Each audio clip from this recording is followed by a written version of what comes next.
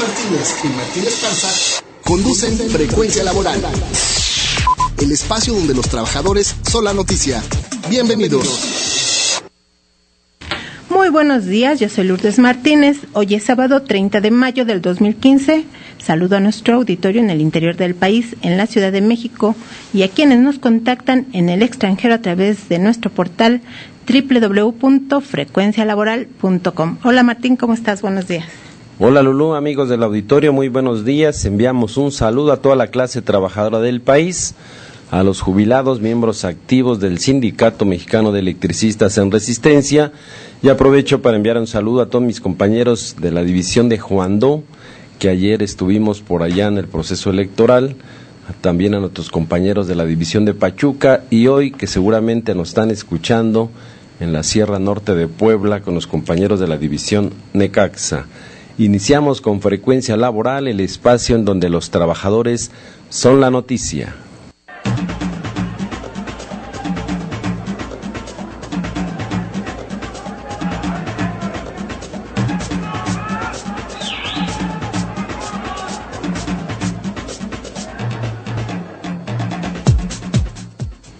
La pobreza afecta al 53% de la población en México y eso está directamente relacionado al desempleo o subocupación, en la que se encuentran 6 de cada 10 trabajadores mexicanos que sobreviven con bajos ingresos. Eso lo explicó el doctor en Economía de la UAM Iztapalapa, Roberto Gutiérrez Rodríguez, investigador en reformas estructurales y empleo. Durante el segundo foro sobre el salario en México que organizó la nueva Central de Trabajadores, el especialista comentó que la población pobre, que sí trabaja, se suman otros 6 millones de personas en edad de trabajar, que el Instituto Nacional de Estadística, Geografía e Informática, INEGI, ya no cuenta como desempleados ni como población económicamente activa, porque dejaron de buscar debido a que no encuentran un empleo digno, situación que empobrece aún más a las familias.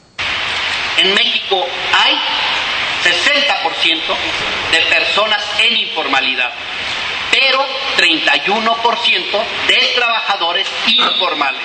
Uno es la gente, las familias que están en informalidad, y otros son los trabajadores que no tienen un contrato ni tienen los mínimos de ley, que son seguridad social. Que una persona que está en la informalidad no podemos decir que esté desempleada, podemos decir está ocupada, pero no podemos usar el concepto de empleo formal. Entonces México vive un problema de empleo, no de ocupación en general, que sabemos que sí lo vive, pero un problema de empleo, y que el problema de empleo se manifiesta en que tenemos trabajadores en condiciones de informalidad cuya tasa es del 31%, y no quiero entrar a la forma en que medimos la ocupación no económicamente activa, porque ese es un problema seriosísimo. Y la población económicamente inactiva o no económicamente activa es aquella que se cansó de buscar empleo, no lo encontró. Bueno, es que yo no busqué empleo, es que ya me cansé, he estado buscando empleo durante 2 años y no encuentro. Que si les ofrecieran un empleo lo tomarían. Por eso también se les llama en la jerga internacional trabajadores descorazonados, decepcionados. ¿Saben cuántos son ellos? 6 millones de personas. Yo Ramiro, a la sastrería a nadie veo llegar. La cosa es ahorrar y no aparentar, pues más vale andar. Veo que flaco y sin comer, y aunque no puedo entender, sigo yo sin trabajar. Y mi condición es seguir mi batalla, y el tiempo sigo pasando, yo riego para no llorar. Es Rubén Blades, déjenme reír para no llorar, y en el segundo foro sobre el salario en México, que se realizó el jueves 28 de mayo del 2015 en el Sindicato Independiente de Trabajadores de la Universidad Autónoma Metropolitana, el SITUAM, al que asistieron integrantes de la Coordinadora Nacional de Trabajadores de la Educación, del SILAS, del Sindicato Mexicano de Electricistas, entre otros. Antonio Venadero Valenzuela, exsecretario general del SITUAM, subrayó que en México la riqueza se concentra en 230,000 personas, mientras que la pobreza se expandió en números reales a 60 millones de habitantes debido a los bajos salarios. Colombia, por ejemplo, tiene un salario mínimo mensual de 4.918 pesos. Chile, 6.455, Perú, 4.149, Bolivia, 2.890, Costa Rica, fíjense, Bolivia, 2.890, hablamos de Bolivia, Argentina, 6.670, Paraguay, 6.424, Brasil, 4.900, Ecuador, 5.225, Uruguay, 5.686.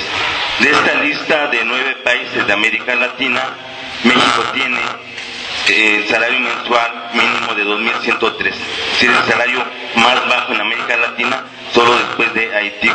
Otro factor de empobrecimiento de los mexicanos es la sobreexplotación de los pocos que sí se encuentran una ocupación en condiciones infrahumanas, porque en México se impulsa el incremento de la productividad a costa de reducir salarios y desemplear personal para imponer jornadas de trabajo extenuantes a los que se quedan. El pasado jueves 28 de mayo del 2015 se dio a conocer que México ocupa el lugar 29 en productividad, que mejoró, pero el profesor en administración de la Universidad Autónoma Metropolitana, Luis Bueno, opinó en entrevista con Frecuencia Laboral, el espacio donde los trabajadores son la noticia, que más productividad con menos salario y menos prestaciones se llama en realidad explotación. La productividad, en la manera en que la están ejerciendo, no significa más que hacer más con menos. De tal manera que en lo que se refiere a los salarios y al empleo, el aumento de la productividad significa disminución de salarios en términos comparativos con la producción y eventualmente también disminución del empleo. El resultado es aumento de la explotación de los trabajadores. Y para que productividad no significara sobreexplotación de los trabajadores, ¿qué tendría que haber? Tendría que haber dos cosas: una distribución de los resultados de ese aumento de la productividad entre los propios trabajadores, y dos, un aumento del empleo, acompañado de una eventual disminución de la jornada de trabajo. Y luego imponen más horas de trabajo también. Además, bueno, esa es una vía de aumento de la productividad muy salvaje, premoderna. Cuando la clase trabajadora conquistó para efectos mundiales la jornada de 8 horas, pues está regresando a épocas previas a 1886. Desde que nació Ramiro, las cosas están maduras que ayer. Yo lucho y yo trato y no puedo tener lo que para vivir requiero. Desde que nació Ramiro, no veo la manera ni la solución para poder arreglar el pobre su situación. Si el político ladrón no se entretiene con cuentos y estadísticas diciendo la culpa es de la inflación. No se puede arreglar, ay, cara, el pobre la situación. Si el político ladrón no se entretiene con cuentos y estadísticas diciendo la culpa es de la inflación. Nos estamos riendo aquí con la canción porque ya Rubén Blades opina en su Déjenme reír para no llorar que los políticos nos quieren cuentear, que se trata de controlar la inflación, y en realidad lo que están haciendo es concentrar la riqueza en unos pocos, que son ellos o sus familias, y distribuirnos la pobreza a todos los demás, licenciado. Y es que efectivamente, en estos días que hemos estado llenos de propaganda de los distintos partidos donde prometen el muro y el tranchete nuevamente, pues resultaría ver nomás históricamente cómo ha estado la población de México en los últimos 50 años, para no decir que los últimos 2 sexenios son los peores, que sí han sido los más nefastos por la doble moral con que se manejaron los presidentes Fox y Calderón.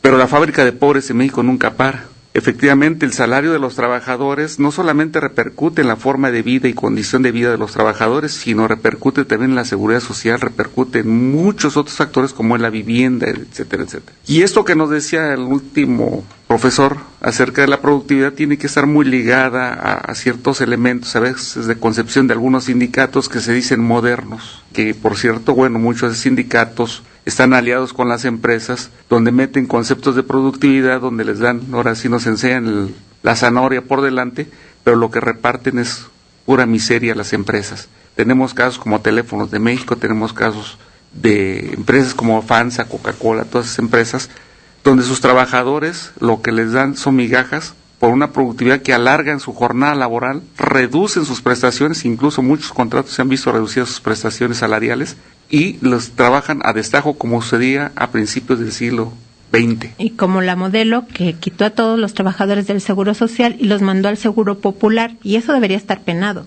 Pero los trabajadores tenemos derecho por ley a pedir el estado de ganancias, ¿no?, de la empresa ante Hacienda. Es un derecho que establece la Ley Federal del Trabajo y deberíamos hacerlo porque solo así se puede establecer realmente un pago por productividad, como el caso de los de San Quintín, Martín. Están pidiendo 200 pesos, pero los latifundistas ahí ganan mucho más, entonces deberían pedir más. No, y lo vemos que ya es una constante en el país. Un tema es el de los jornaleros de San Quintín porque tuvieron pues el valor de salir a manifestarse, de denunciar toda la esclavitud en la que están siendo objeto, porque empiezan a trabajar cuando sale el sol y terminan cuando se mete el sol, por 120 pesos, sin seguridad social y en condiciones, pues prácticamente sin condiciones de seguridad e higiene en el trabajo, y ahí los dueños de los ranchos pues se meten a la bolsa el 70% de la ganancia, y uno de ellos es el hermano del secretario de Comunicaciones y Transportes, de Gerardo Ruiz, que hoy también están sumidos en escándalos con todas las carreteras que dieron de concesionadas a esta empresa OHL. Estaba yo leyendo simplemente del circuito mexiquense. Esta empresa OHL española se va a meter a la bolsa 744 mil millones de pesos de puras utilidades. Y ven los trabajadores en qué condiciones los tienen. Y todavía a las otras empresas como la de clase mundial que hicieron creer que era CFE, puros contratistas.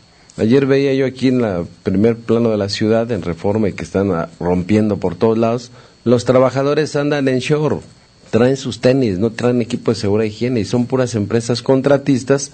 Sin embargo, su dirigente, Víctor Fuentes del Villar, tienen su contrato colectivo de trabajadores contratistas para otras empresas, los hacen pagar sus cuotas sindicales, pero no están al amparo del contrato colectivo ni tampoco tienen seguridad social. Sí, entonces el salario no debería ser un salario general, sino que debería ser de acuerdo a cada empresa. Pero la misma autoridad, y a mí me tocó verlo desde la época de Farel Cubilla, les decía a los empresarios que no les iba a permitir pagarles más porque ya traían esta política de que vamos a controlar la inflación reduciendo el incremento salarial, y así no se controla. Al contrario, ya llegamos al punto que decíamos desde aquel entonces, hace más de 30 años, o 30 años por lo menos, que eso iba a provocar una parálisis de la economía, porque la gente ya no iba a tener para comprar, y ya está pasando. Efectivamente, pero aquí hay una situación que creo que es importante sacar. La Constitución marca que el salario mínimo debe ser suficiente en el orden material para la cultura, alimentación y recreación. Y el salario mínimo en México no alcanza ni para 20 pasajes en el metro. No alcanza ni para el 35% de la canasta básica, según el Centro de Análisis Multidisciplinario de la UNAM. El despertar del gallo. La pregunta del despertar del gallo el día de hoy es: de acuerdo a la Ley Federal del Trabajo, ¿qué pasa cuando el trabajador no puede salir de su lugar de trabajo durante su turno de comida? Lo invitamos a que visite nuestro portal www.frecuencialaboral.com.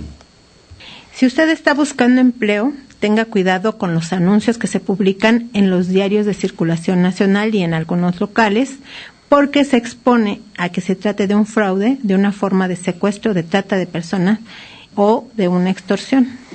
Vamos a escuchar de viva voz la forma en cómo algunos supuestos empleadores estafan a quienes buscan desesperadamente un empleo, y en lugar de cobrar por sus servicios tienen que pagar porque en realidad se trata de un fraude. De viva voz. Hola, soy Beatriz Ramírez Juárez y me encontré con una situación desesperada de un empleo. Vi en el periódico un anuncio en el que decían que me mandaban mercancía a mi casa para que yo la empaquetara. Ofrecían ganar en este trabajo 2,000 pesos a la semana. Sin embargo, llegando a solicitar el empleo, me preguntaron si yo ya había tenido una experiencia en ese tipo de empleos o había solicitado antes algo. Dije que no, era mi primera vez, así que me aceptaron. Yo terminé convencida que las dos personas se veían profesionales con traje, que no se nos pedía más que acta de nacimiento y comprobante de domicilio. 3 fotografías tamaño infantil y un croquis de nuestro domicilio. Entonces se nos enseñó ahí cómo funcionaba la empresa a todo el grupo. De repente se detenía el instructor para sacar a alguna persona que parecía distraída y lo corría así sin ningún titubeo. Todos nos sentíamos incómodos. Se nos advirtió que no podíamos hablar con ellos. Saliendo del curso teníamos que irnos a nuestra casa calladitos y derechitos, no debíamos platicar con los compañeros. Yo todo el tiempo me sentí intimidada para relacionarme con los demás que íbamos supuestamente en la misma necesidad de trabajo. Al final del curso, del jueves para el viernes, se nos enseñaron unas lociones, fragancias, se nos dio a probarlas y que si las vendíamos, pasaríamos la última condición o requisito para ser aceptados en tal empresa, de la cual no quiero decir el nombre, por temor a represalias, ya que sí tienen dirección, mi teléfono, mi nombre y pues mi acta de nacimiento. Así que quisiera de todo corazón que la gente que vaya y se le pida dinero, no lo lleve, porque cuando yo no lo llevé a media clase, me despidieron. ¿Cuánto dinero te pedían? 3,800 habiendo vendido ya las fragancias o lo que fuera, que pidiera prestado o que le hiciera como fuera.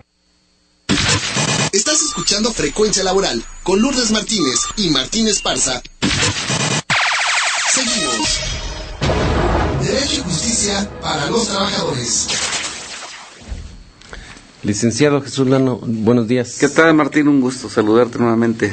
Pues hay llamadas del auditorio y que están desesperados y preguntan. Nos llama Oscar Ramírez, primero manda un saludo a todo el programa y dice que en su caso es el siguiente: el 26 de abril fue despedido de la empresa Agencias Guay después de 6 años, 8 meses de trabajo. Recibió una carta que decía que lo despedían por reorganización de personal. Dice, lamentablemente no me pagaron ese mes y tampoco me dijeron específicamente del por qué me despidieron.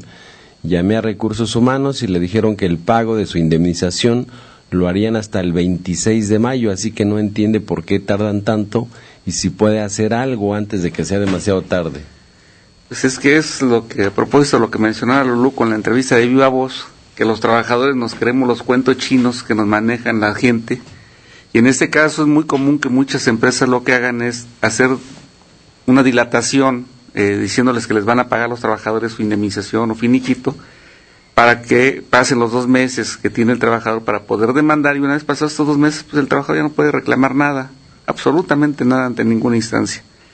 Yo creo que aquí no es un acto de confianza, sino es un acto de exigir sus derechos, y lo más recomendable es que demande, presente su demanda, y si en el transcurso que le dan fecha de audiencia, porque son muy tardaditos en las juntas, tanto locales como federales, pues se llega a un arreglo que le satisfaga a él y que le cubran sus derechos, como son los 3 meses, 20 días por año, 12 días de prima de antigüedad, su parte proporcional de aguinaldo, vacaciones, prima vacacional, etcétera, incluso las utilidades, porque en este mes se tienen que entregar las utilidades, pues que firmen su convenio, pero si no, pues tenemos que enseñarnos a defender nuestros derechos los trabajadores. Entre menos lo hagamos, tenemos el país que tenemos por esa situación, salarios insuficientes, desempleo, falta de seguridad.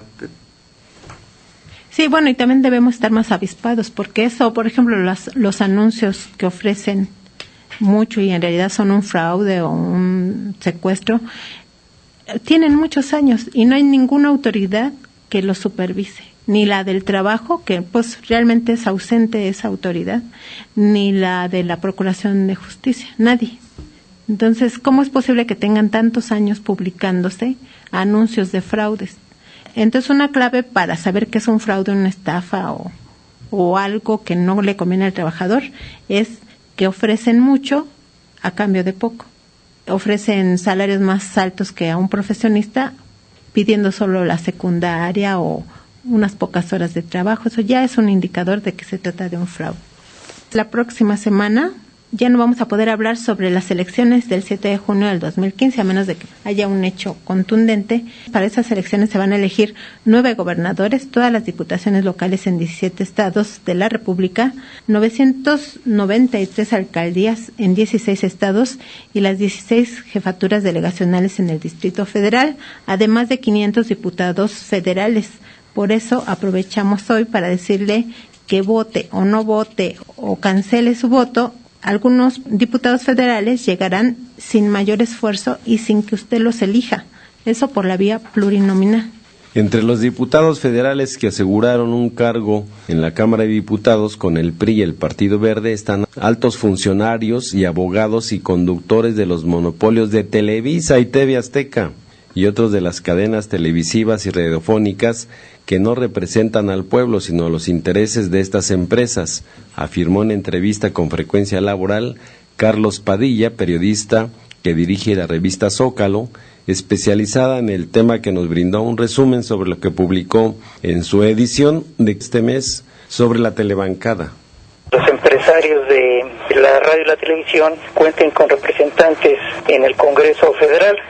Algo lamentable porque estos legisladores van con el único propósito de ir a defender los intereses de TV Azteca, de Televisa y por supuesto de esa industria de la radio que poco se dice, poco se menciona, pero que pocas veces se dedican o invierten en la educación, la cultura de las audiencias. Desafortunadamente digo porque también los partidos políticos se prestan para esto y bueno, pues ya el Partido Revolución Institucional, el PRI y el Partido Verde han dado muestras de arropar a estos legisladores o a estos pseudo empresarios o pseudo políticos, porque regularmente son abogados, son exfuncionarios de la Cámara Nacional de la Industria de la Radio y la Televisión, y en la nueva lista de estas legisladores que van a llegar al Congreso, porque por cierto que estas empresas y los partidos que los patrocinan les han asegurado un lugar y son plurinominales, van a estar presentes una vez más, no representando al pueblo, sino representando a los intereses de estas empresas, desafortunadamente. ¿Quiénes son? Carmen Salinas, la actriz política y actriz. También está Tristán Canales, expresidente de nada menos y nada más de la CIRT, de la Cámara Nacional de la Industria de Radio y Televisión, que es impulsado por el PRI. Pues ya sabemos a qué partido va a favorecer en esos medios este señor Tristán Canales, y lo estamos viendo pues ahora que la UNAM da a conocer un estudio donde se registra que Televisa está favoreciendo al Partido Verde, y también lo ha hecho otro estudio que también publicamos aquí en la revista Zócalo, donde se comprueba que TV Azteca está favoreciendo también al Partido Verde. De ahí que este partido, tan sancionado por el Tribunal Electoral del Poder Judicial de la Federación como por el INE, esté ganando puntos porcentuales en las encuestas. Pues cómo no, si el duopolio televisivo los está impulsando. ¿Quiénes más están en esta telebancada que está por llegar al Congreso Federal? Pues también está Lorena Corona Valdés, exdirectora jurídica de Radiópolis, está Paloma Canales Suárez, coordinadora de logística de Televisa, está también Alma Lucía Arzaluz, suplente de la senadora Ninfa Salinas. Este personaje, esta señora, hija de Ricardo Salinas, y con los impuestos de usted que nos está escuchando, con esos impuestos se les va a pagar a esos individuos que no van a luchar por los intereses de usted, sino por los intereses de los empresarios de la radio y la televisión. Y hay que recordar que esas empresas, esos monopolios, tienen además otras empresas, hospitales, tienen cadenas de telefonía, tienen empresas de minería, de gas, por ejemplo, Salinas Pliego. Tienen bancos. Entonces, obviamente... Equipos de fútbol. Equipos de fútbol. Son diputados que no van a abogar ni por la justicia laboral, ni porque bajen las tasas de interés de los bancos. Obviamente van a abogar por los intereses de esas empresas. Son negocios cruzados, se llama eso. Bueno, hay más nombres, pero lo que nos comenta Carlos Padilla de la revista Zócalo es que es la telebancada más grande de la historia. Y nosotros vamos a publicar la información más a detalle en www.frecuencialaboral.com, pero también puede usted adquirir la revista Zócalo que dirige Carlos Padilla y enterarse de este asunto y de otros temas relacionados con el problema de las radio, la televisión y las telecomunicaciones. Estás escuchando Frecuencia Laboral con Lourdes Martínez y Martín Esparza. Seguimos. Bueno, Martín, tienen elecciones en el Sindicato Mexicano de Electricistas, pero antes quiero darle un saludo y un agradecimiento a todos los que reproducen el programa Frecuencia Laboral, el espacio donde los trabajadores son la noticia, tanto en YouTube como en portales y estaciones de radio, y a quienes lo promueven en Twitter y en Facebook. Un saludo y agradecimiento especial a Radio Turbina, que se transmite para la Sierra Norte de Puebla, y a la radio La Nueva República, que transmite a través de radiolanuevarepublica.org. Sí, es muy importante mencionar para los radioescuchas y principalmente a los compañeros trabajadores y jubilados en la Resistencia que el día de ayer quedó ya registrada la planilla 11 de octubre. Es una planilla que en el consenso de la organización plantea mantener la unidad para alcanzar los objetivos que es la reinserción laboral en la negociación que mantenemos con el gobierno a través de la Secretaría de Gobernación. Y iniciamos también un recorrido ya a varios lugares, principalmente en las divisiones foráneas y regiones donde se encuentran asentados compañeros y jubilados. Estuvimos ya en Culhuacán con sus 8 barrios, ahí hubo un evento muy importante. Después estuvimos ya en la división de Juan II, estuvimos en Pachuca, el día de hoy estaremos en Necaxa, y los demás días de aquí hasta que inicien las votaciones, que son del día 16 de junio. Empiezan las votaciones, el lunes saldrá la circular recordatorio para ver en las divisiones foráneas cuántos días son los que va a haber de votación. Aquí en el Distrito Federal son 9 días. Después de que concluya la votación, inicia el recuento y el resultado se dará a conocer en la Asamblea conforme marcan los propios estatutos. Y también queremos señalar que hoy hay una audiencia en la Junta Federal de Conciliación y Arbitraje a las 10 de la mañana.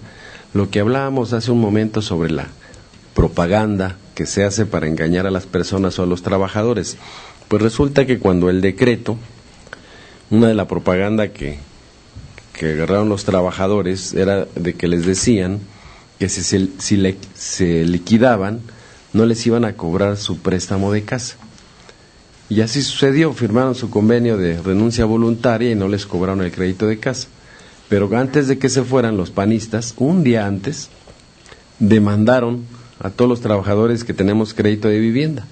Y en la lista pues son más de 13,000, y entre ellos 8,000 y fracción de liquidados. Y entonces la audiencia para este tema es el día de hoy. Va a estar el cuerpo jurídico del sindicato, van a estar compañeros del comité central y habrá también compañeros de base. Primero porque son créditos generados por un fondo de vivienda que generan los propios trabajadores. Y cuando un patrón, pues le debes al patrón, según en este caso, pues tienen hasta un año para demandar. Y ya fue el 2009 el decreto, y hasta el 2012 nos demandan, pero es una forma de seguir generando conflictos.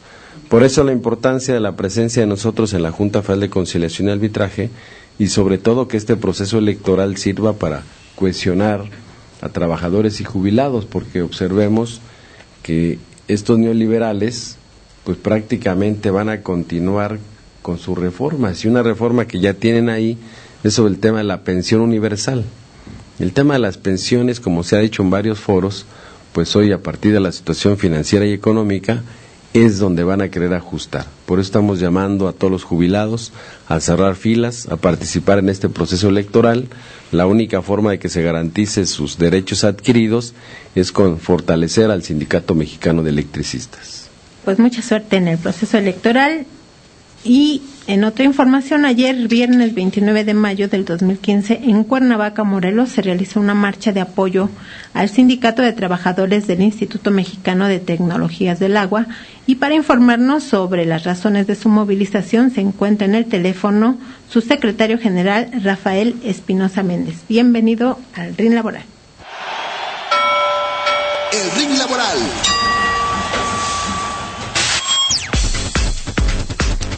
Muy buenos días, nos informan que hicieron un simulacro de huelga.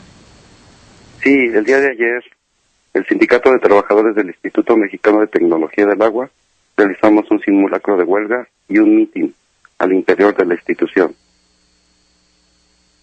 ¿Y por qué razones Básicamente estamos en un proceso de demanda de emplazamiento para firma de nuestro contrato colectivo de trabajo, derivado de que las autoridades del instituto no han aceptado el diálogo para comenzar a analizar y de una manera bilateral negociar este contrato colectivo de trabajo. Pues tenemos nosotros que hacer uso de lo que marca la ley, y la ley marca que como sindicato podemos, a través de la Junta Federal de Conciliación y Arbitraje, interponer este recurso de demanda para esa firma de contrato colectivo. Bueno, nos dicen que también hubo mucha participación de otras organizaciones, de los sindicatos universitarios y de los sindicatos integrados a la nueva Central de Trabajadores. Sí, así es.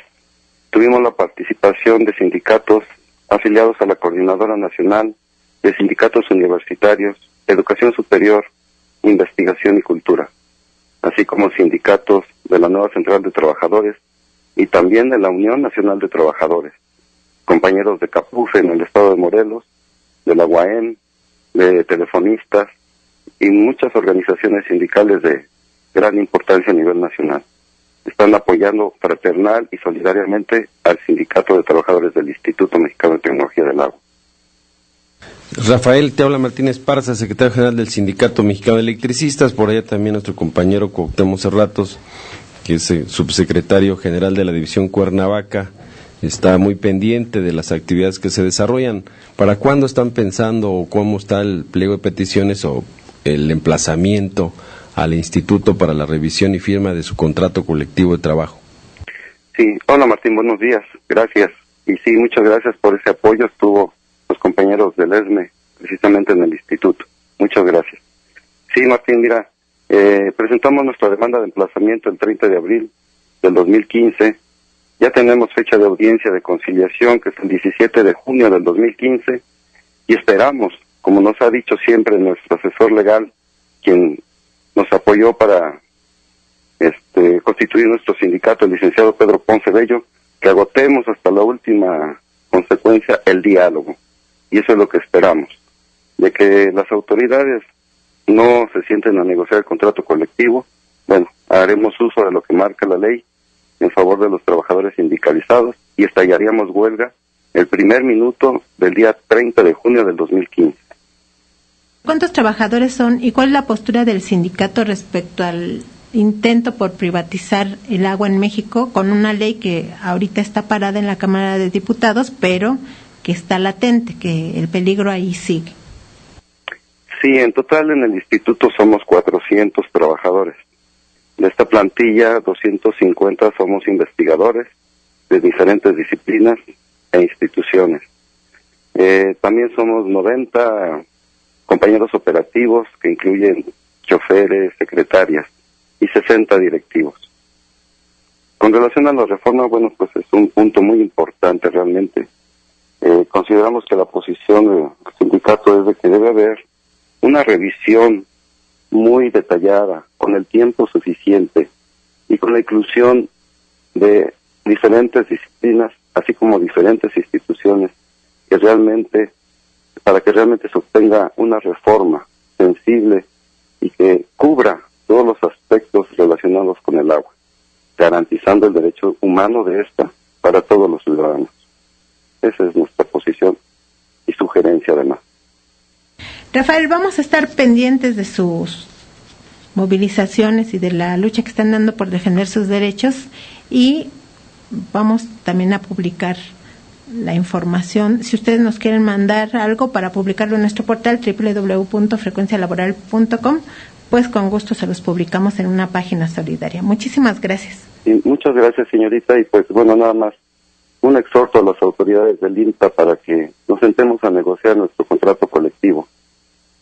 Los sindicalistas del CITINTA no queremos una huelga, queremos el diálogo y obtener este contrato para el beneficio de todos los trabajadores y de nuestra institución, que hay que defender y cuidar. Muchas gracias, y enviaremos la información a la brevedad. Gracias. Y en más información, también hubo una movilización aquí en el Distrito Federal, Martín, sobre los trabajadores del SUTIEMS. Sí, efectivamente, es una movilización en defensa de los derechos adquiridos del contrato colectivo de trabajo. Fue en el Distrito Federal del Sindicato de la Unidad de Trabajadores del Instituto de Educación Media Superior, mejor conocido como Prepas del DF, debido a que las autoridades pretenden quitarles derechos adquiridos en su contrato colectivo de trabajo.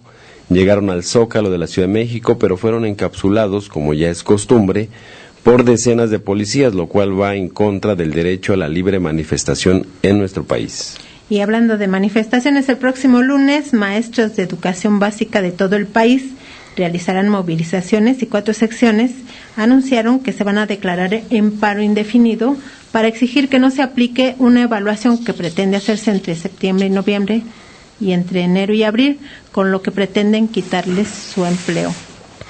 Pero antes que empezara la movilización, ayer viernes 29 de mayo del 2015, las autoridades de la Secretaría de Educación Pública emitieron un boletín en el que afirman que se suspende por tiempo indefinido la evaluación.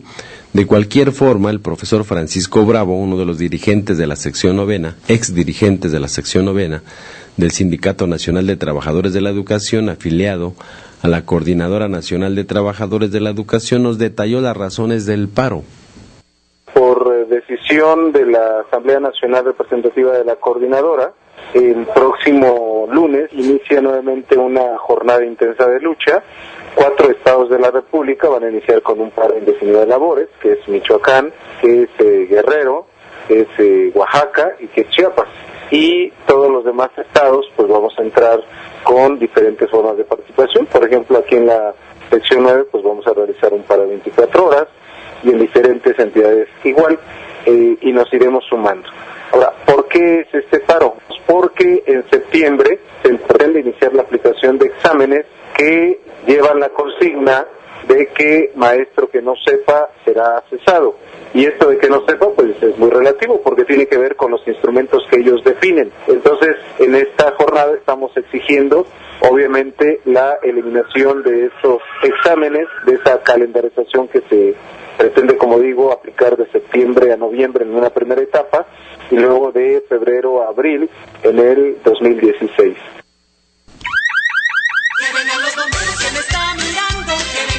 Prevención laboral con el bombero peregrino. Hola, muy buenos días. Les habla su amigo el bombero peregrino. Hoy les platicaré de los riesgos de incendio en el automóvil. Si usted y su vehículo se encuentran involucrados en un accidente, ya sea que haya chocado o volcado, o presenció un accidente y puede ayudar, le recomiendo que salga lo más pronto posible del auto, si puede hacerlo, claro, o ayude a salir a las personas que no están muy heridas, ya que en el automóvil tenemos combustible y energía eléctrica de la batería, y puede iniciarse un incendio. Y llame a los bomberos, y es importante que les indique el lugar exacto del accidente, si es en la carretera, qué poblado está cerca, o qué carretera es y el kilómetro aproximado. Si es en la ciudad, indique la colonia, la calle, la esquina más próxima, y si es vía rápida o carretera, la dirección de la circulación, oriente-poniente o poniente-oriente, norte-sur o sur-norte, o de qué ciudad a qué ciudad está la circulación. Y con estas coordenadas los bomberos llegarán más pronto al lugar. Para mayor información, comuníquese con el cuerpo de bomberos más cercano o llame al 068. O escríbame al siguiente correo electrónico: antonioperegrinorojo@yahoo.com.mx. Informó para Frecuencia Laboral su amigo el bombero peregrino. Estás escuchando Frecuencia Laboral con Lourdes Martínez y Martín Esparza. Seguimos. Tenemos llamadas del auditorio. Hilario Peña dice que si los chichimecas se aliaron con los españoles en contra de los aztecas, ahora él opina que los chichimecas son los magistrados. Víctor Manuel García dice que México necesita un presidente pues con más visión de Estado. Jesús Flores Corro, candidato independiente no registrado de Tlaxcala. Él está pidiendo que lo apoyen votando en la casilla en blanco donde pongan su nombre, Jesús Flores Carro, nada más para manifestar que están inconformes con lo demás, porque realmente pues no tiene registro, y como le pasó a la mayoría de los candidatos independientes. Ciro Fernando Pedrosa de Cuautla dice que ayer a ver, Toño, léela porque no la entiendo. Ángel Cervantes dice que si Lulú se presentara en la calle de Andrés Torres 605 y convocara a Cuauhtémoc Cárdenas para que se presente.